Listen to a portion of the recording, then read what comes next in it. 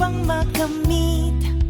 Alam mo bang maraming Pasko ang nasayang? Oo, marami na tayong Paskong sinayang dahil hindi natin ginawa ang mga dapat nating gawin. Magandang lalaki at babae po sa inyo lahat. Ako po si Vic Garcia. At Abiling Garcia na Buhay Unleashed! Pag-uusapan natin, ano-anong dapat gawin para hindi masayang ang Pasko? Sa ating episode na Sayang na Pasko sa inyong lahat! Hindi lang yan, aaksyonan din natin ng sitwasyong ano-ano ang magandang aksyon kung may kapamilya o kamag-anak ikaw na matagal mo nang di nakikita o binabati dahil masama ang loob mo. Nako! Para malaman ang lahat ng yan, samahan nyo kami sa Sabado, alas 4 hanggang alas 5 ng hapon sa programang Gagabay Sa'yo para ilabas ang galing mo. Ito ang Buhay Unleashed sa 92.3 True FM.